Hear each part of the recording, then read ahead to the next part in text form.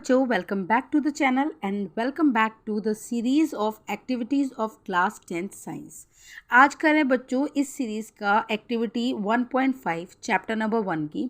इस एक्टिविटी में बोला है कि take about 2 grams of ferrous sulphate crystals in a drying boiling tube. ठीक है, एक सूखी बॉइलिंग ट्यूब में आपको फेरस सल्फेट के क्रिस्टल्स लेने हैं।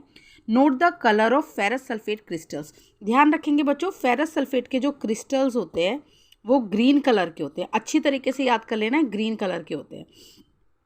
Heat the boiling tube over the flame.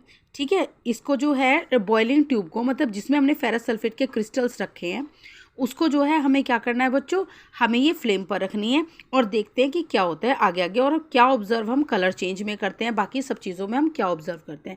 तो ध्यान रखेंगे बच्चों, इसमें सबसे पहली बात आपको ध्यान रखनी है कि ferrous sulphate in the presence of heat जो है डीकम्पोज होता है। डीकम्पोज मतलब ब्रेक डाउन हो जाता है। तो ऐसे डीकम्पोजिशन को हम ध्यान रखना, ये पूछ लेते हैं पहले तो एग्जाम में कि किस टाइप की रिएक्शन है।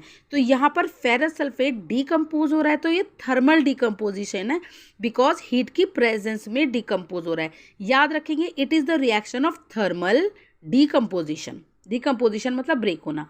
अब ये किस किस चीज़ में ब्रेक होता है? फेरिक ऑक्साइड में ब्रेक होगा। 2 गैसेज निकलेंगी, क्वेश्चन यही पूछता है बिल्कुल कि कौन सी गैसेज निकलेंगी। 2, सल्फर डाइऑक्साइड और सल्फर ट्राइऑक्साइड। ठीक है, 3 है यहाँ पर और यहाँ पर 2 है, सल्फर डाइऑक्साइड और सल्फर ट्राइऑक्साइड। और जब हम इनको स्मेल करके देखेंगे दूर से, पास में नहीं लेके आना है नोज़ के, ठीक है, दूर से, तो हमें क्या स्मेल आएगी? हिंट के तौर पर वो आपको देते हैं कि बर्निंग सल्फर की स्मेल आएगी। क्या आएगी? बर्निंग सल्फर की स्मेल आएगी, या फिर पंजेंट स्मेल बोलेंगे। क्या बोलेंगे? Pungent smell.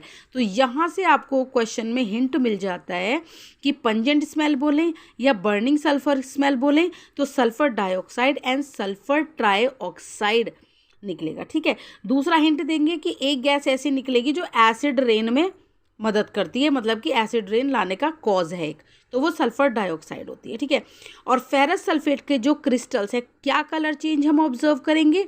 इनका ग्रीन कलर डिसअपियर हो जाएगा और ये नॉर्मल रह जाएंगे। अब ये पूछ लेता है क्वेश्चन में कि ग्रीन कलर क्यों डिसअपियर होता है। बेटा, फेरस सल्फेट देखो यहाँ पे दिया हुआ है, जो फेरस सल्फेट है उसमें एक्चुअल में 7 वाटर ऑफ क्रिस्टलाइजेशन के मॉलिक्यूल्स लगे रहते हैं, जिसकी वजह से इसका ग्रीन कलर होता है। ठीक है, और ये जैसे ही हम इसको यहाँ पर हीट करते हैं, ये वाटर रिमूव हो जाता है। तो ध्यान रखना है, जो जो बातें मैंने इसमें बताई हैं वही एग्जाम में आपसे पूछी जाएंगी। थर्मल डिकम्पोजिशन है, बर्निंग गैसेज, ये सल्फर गैसेज की जो है आपको स्मेल आती है, या पंजेंट।